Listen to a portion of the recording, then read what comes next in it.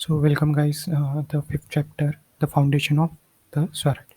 So in this chapter we are going to discuss the foundation of Swaraj.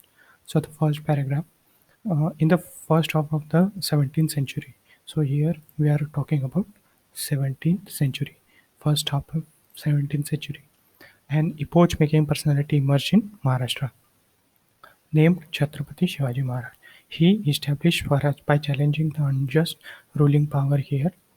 Shivaji Maharaj was born at the Shivneri near Fort Junnar in Pune district on the day of Falgun Vaidya Tritiya in Shaka year 1551, that is on 19th February 1630.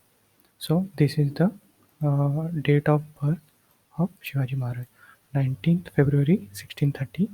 In this chapter, we will study how he founded Swaraj. Now, how he founded the Swaraj, that is self-rule. Shahaji Raje.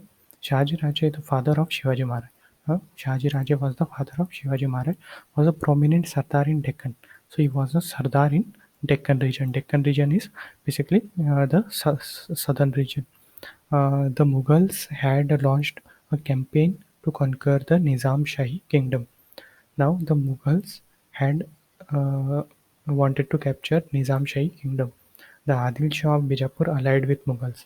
Now the Adil Shah of Bijapur allied with Mughals in this campaign. So as we have seen earlier, this was Adil Shahi and this was basically Nizam Shahi. So to capture this Nizam Shahi, Mughals were in Delhi Sultanate. So Mughals uh, sided with Adil Shah to capture this Nizam Shahi. Now Shahaji Maharaj did not wish the Mughals to get entry into the south, so he tried to save Nizam Shahi by offering stiff resistance to Mughals. So he tried to save Nizam Shahi. So Shahaji Maharaj supported Nizam Shahi and offered stiff resistance to the Mughals, but he could not withstand the combined might of Mughals and Adil Shahi. The Nizam Shahi was defeated and came to an end in 1636. After the Nizam Shahi was wiped out, Shahaji Raje became the Sardar of Adil Shah of Bijapur. Now Shahaji Raje joined the Adil Shah of Bijapur. The region comprising Pune, Supe, Indapur, Chakan, Parganas located between the Bhima and Nira rivers were vested in Shahaji Raje as a Jahangir. So between Bhima and Nira river, uh, the region of this Pune, Supe, Indapur and Chakan was vested in the Shahaji Raje as a Jahangir. This was continued by Adil Shah, and he also granted Jahangir of Bengaluru. So Jahangir of Bengaluru and the neighboring areas in Karnataka to Shahaji Raje. So lot of South Indian region was also given as a Jahangir to Shahaji Raje. Now the activity is there. What is Jahangir? Jahangir or Jagir means the right to enjoy revenue of the region. So basically, whatever tax that is being collected in that particular area, that is the revenue uh, of that area, and whatever the revenue collected, it will be the revenue for the Sardar. Sardar in the service of the ruler used to get revenue of the region as a income instead of getting salaries directly. The region was chosen in such a way that the revenue would be equal to the salary. Sahaji Raje was valiant, courageous, intelligent, and a great political expert. He was an excellent archer. Now, these are some qualities of the Shahaji Raje. He was courageous, valiant, intelligent, and great political leader. Excellent archer. He was also an expert in using sword, patta, and spear. He loved his subject. He had won many regions in Maharashtra, Karnataka, and Tamil Nadu. South India was in awe of him. So many people in South India they liked Shahaji Raje, while Shivaji and Jijabai were at Bengaluru. He had arranged for providing excellent education to Shivaji as to enable him to become a king. He himself aspired to establish Swaraj by out, ousting the powers of foreign people. That is why he is known as Swaraj visionary. Now, Shahaji Raje, as a father of Shivaji, he was Swaraj visionary. He sent Shivaji and Jijabai from Bangalore to Pune with loyal and competent associates. Now, uh, Veermata Jijabai. Jijabai was the daughter of great Sardar Lakhuji Raje Jadhav of Sindhkhed Raja in Buldana district. At the young age, she had received military training as well as education in various subjects. She helped and encouraged Shahaji Maharaj to realize his dream of establishing Swaraj. She was a competent, visionary political expert, and she consistently guided Shivaji in mission of establishing Swaraj at times. She undertook the task of giving verdicts for resolving the problems of the people. She was a particular about giving excellent education to Shivaji. So this is the image of Veer Mata Jijabai, as you can see here. She instilled in him the values like modesty, truthfulness, oratory, vigilance, courage, and fearlessness. She saw that he was trained in the usage of weapons, inspired in him the will to win and the dream of Swaraj. Shivaji, companions and associates. Now, this is the information about Shivaji and his companions. Shivaji Maharaj started the work of founding Swaraj in the Mawad region. The Mawad terrain is full of hills and valleys and is not easily accessible. Shivaji Raje made use of these geographical features of Mawad very skillfully for purpose of the foundation of Swaraj. He created a feeling of trust and affection in the minds of the people. Many companions and associates joined him in his work of founding the Swaraj. Among them were Yasaji Kak, Baji Pasarkar. So this is the activity. Always remember that is Bara Mawad. It consists of these 11 regions. So Mawad Valley in the Sahyadri was a region in Pune Jagir of Shivaji Maharaj. It is known as Bara Mawad. So So these were the associates of Shivaji Maharaj, that is Baji Prabhu Mutkal, Narekar Deshpande brothers, Jiva Mahal, Tanaji Malusare, Kanoji Chede, Baji Prabhu Deshpande, and Dadaji Naras Prabhu Deshpande. And on the strength of these associates, Shivaji Maharaj undertook the cause of Swaraj. Now this is the activity. Find more information about these associates of Shivaji Maharaj, Jiva Mahal, Tanaji Malusare, and Bajaprabhu Deshpande. So this is the symbol or a seal, royal seal, that is Raj Mudra, uh, basically of that period of Shivaji Maharaj. The objective of Shivaji Maharaj of establishing Swaraj is clearly expressed in this royal seal. The following Sanskrit lines are inscribed on this royal seal, that is Rajmudra, and these are the lines that are inscribed in this Rajmudra. The meaning is basically this seal will grow in splendor like the new moon. The seal of Shivaji and the son of Shahaji receiving homage from the whole world denotes the welfare of the people. So, in this seal, welfare of the people is given importance.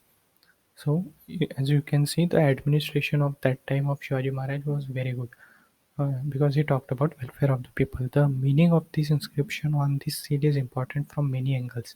So, though this through this inscription, Maharaj had expressed his gratitude towards his father, his confidence that Swaraj would expand continuously, his own experience of the respect of that seal, that is Swaraj commanded from all, his commitment to the welfare of his subject, and certainty of ruling over his land independently.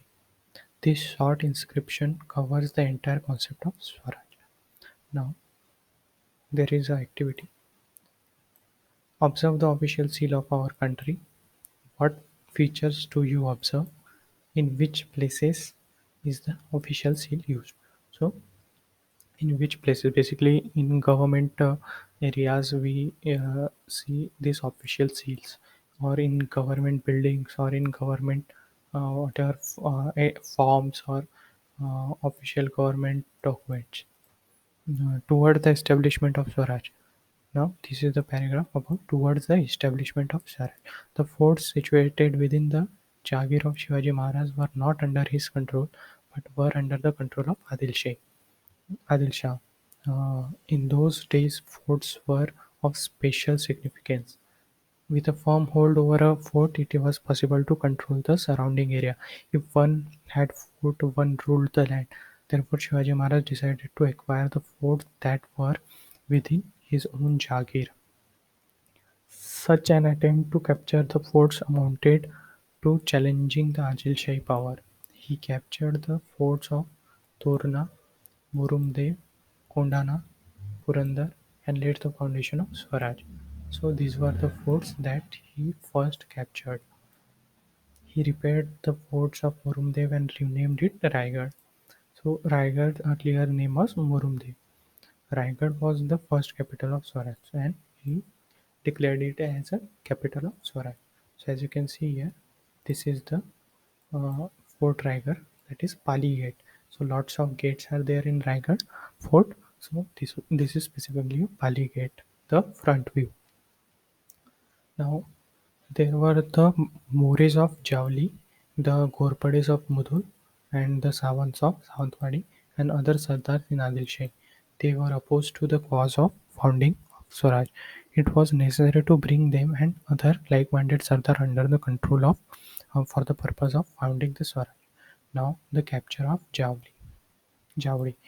Uh, Chandra Rao More of Javdi in Satara district was a powerful Sardar in Adil Shahi. He opposed the founding of the Swaraj.